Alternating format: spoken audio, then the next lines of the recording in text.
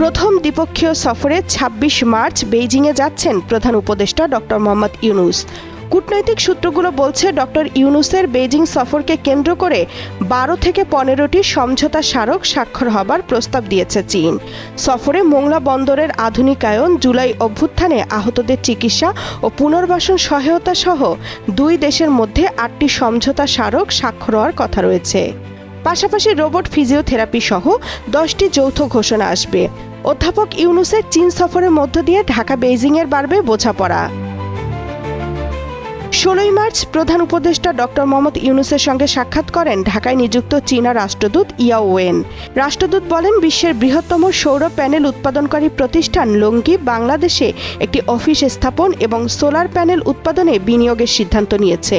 চীনের বেশ কয়েকটি শীর্ষ সোলার প্যানেল নির্মাতা বিনিয়োগের সুযোগ অনুসন্ধানের জন্য ডিসেম্বরে বাংলাদেশ সফর করে। তারা খুব শিগগিরই বাংলাদেশে বিনিয়োগ করবে। চীনের একটি নিবেদিত রপ্তানি প্রক্রিয়াকরণ অঞ্চল শিগগিরই কাজ করবে। রাজধানীর ফরেন সার্ভিস একাডেমিতে সংবাদ সম্মেলনে প্রধান উপদেষ্টার প্রেস সচিব শফিকুল আলম জানান, 4 দিনের সফরে ২৬ মার্চ চীন যাচ্ছেন প্রধান উপদেষ্টা ডক্টর মোহাম্মদ ইউনূস। এই সফরের মধ্য দিয়ে বাংলাদেশ চীন সম্পর্ক নতুন উচ্চতায় নিয়ে যেতে চায় অন্তর্বর্তী সরকার। গণঅভ্যুত্থানের পরে চাইনিজ কোম্পানিগুলো বাংলাদেশের লার্জেস্ট ইনভেস্টমেন্ট করেছে গত 7 মাসে। এটা ম্যাসিভ এবং ওরা আরও ইনভেস্টমেন্ট করতে আসছে এবং আমরা মনে করি যে এই ভিজিটের পরে প্রচুর চাইনিজ কোম্পানি বাংলাদেশে আরও আসবে তাদের ভিজিট করতে। তিনি বলেন, অন্তর্বর্তী সরকার বাংলাদেশকে একটি বৈশ্বিক উৎপাদন কেন্দ্র হিসেবে গড়ে তুলতে চায়। সে লক্ষ্যে প্রধান উপদেষ্টার সফরে চীনের কারখানাগুলোকে কিভাবে বাংলাদেশে স্থানান্তর করা যায় সে বিষয়ে আলোচনা সর্বোচ্চ গুরুত্ব পাবে। অলরেডি চায়না জানিয়েছে তারা বাংলাদেশে একটা জেনারেল হসপিটাল করে দিবে, কিন্তু প্রফেসর ইউনূস চাচ্ছেন যে চাইনিজ যারা হসপিটাল চেইন তারা খুব নামকরা এবং খুব ভালো তাদের হেলথ কেয়ার ফ্যাসিলিটি, তো তারা যেন বাংলাদেশে এসে এই বিজনেস অপরচুনিটিগুলো এক্সপ্লোর করে এবং বাংলাদেশের সাথে জয়েন্ট ভেঞ্চারে যাতে হসপিটাল দেয়, তো সেই জন্য সেইটা নিয়েও খুব বড় রকমের আলোচনা হবে।